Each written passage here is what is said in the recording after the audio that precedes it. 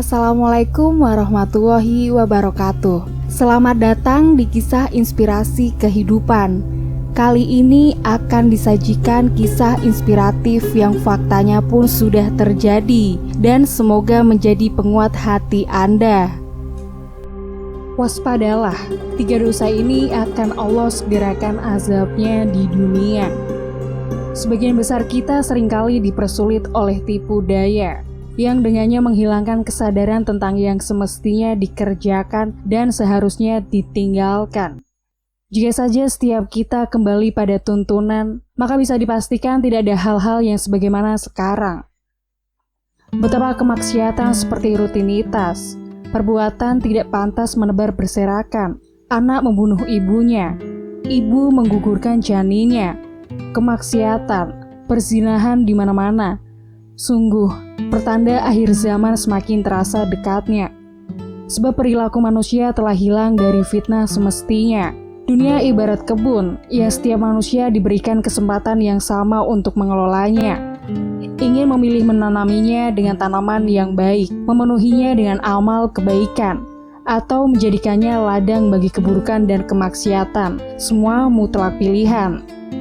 Hanya saja yang perlu setiap kita perhatikan bahwa pada setiap ladang itu akan dilihat, ditimbang, dinilai, dan dimintai pertanggungjawaban kelak di akhirat. Sang pemilik sejati ingin melihat siapa-siapa yang berhasil memanfaatkan lahannya untuk menanami kebaikan. Maka dipersilahkan kepadanya untuk memetiknya. Bagi yang memenuhinya dengan keburukan dan kemaksiatan, maka ia pun diberikan kesempatan untuk memetiknya.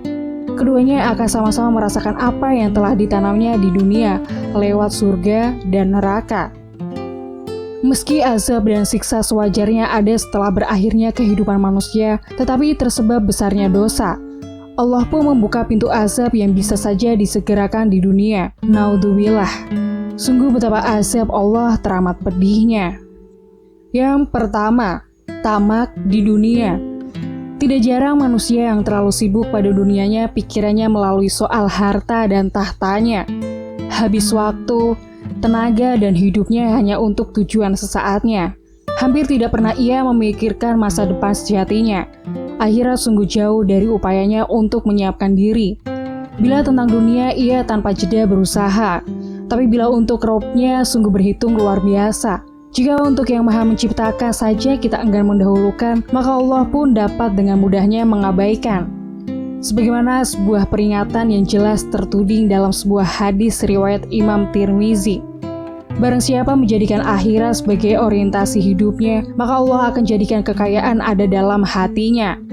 Allah himpun kekuatannya, dan dunia akan menghampirinya, sedang ia tidak menginginkannya dan sebaliknya. Barang siapa menjadikan dunia sebagai cita-citanya, Allah jadikan kekafiran ada di depan matanya. Allah cerai beraikan usahanya, dan dunia tidak menghampirinya kecuali apa yang sudah Allah takdirkan untuknya. Yang kedua, zalim dan durhaka kepada kedua orang tua. Dua orang yang teramat mulianya di sisi Allah ini bisa menjadi dua perkara bagi seorang manusia. Pahala atau dosa, surga atau neraka. Salah satu keistimewaannya ialah bahwa ridha Allah terletak pada keduanya. Begitu pula murka Allah yang terletak pada murka keduanya. Sebagai seorang anak yang lahir dari perjuangan tak terkira seorang ibu, sewajibnya kita senantiasa menjaga perilaku baik terhadapnya. Sudah seharusnya kita senantiasa menjaga tutur kata dan perbuatan agar tidak sedikit pun berbekas luka di hati keduanya. Hindari berbuat zalim pada ibu dan ayah kita. Betapa Allah dan Rasul-Nya saja memuliakannya. Lantas itulah mengapa Allah mengancam anak-anak yang durhaka pada kedua orang tuanya dengan ancaman yang tidak biasa. Berkata "ah" saja dilarang oleh baginda Rasulullah, apalagi yang jauh lebih buruk dari itu. Dalam sebuah hadis yang diriwayatkan oleh Hakim, Rasulullah SAW menegaskan, ada 2 pintu amalan yang disegerakan balasannya di dunia, kezaliman dan durhaka pada orang tua. Yang ketiga, memutus silaturahim. Hubungan antar sesama manusia tidak kalah penting dengan hubungan seorang manusia dengan Robnya. Tersebab itulah perintah untuk menyambung silaturahmi berkali-kali diulang dalam Al-Quran maupun Sunnah Rasulullah.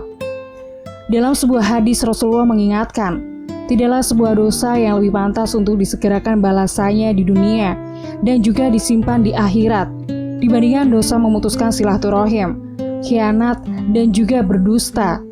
Dan sesungguhnya amalan ketaatan yang paling disegerakan pahalanya adalah menyambung silaturahim. Sesungguhnya dengan silaturahim keluarga akan bahagia, harta akan melimpah, dan jumlah keluarga akan bertambah jika mereka saling menyambung tali silaturahim. Kisahnya pun berakhir sampai di sini. Semoga menginspirasi dan sampai jumpa di kisah-kisah inspiratif lainnya. Wassalamualaikum warahmatullahi wabarakatuh.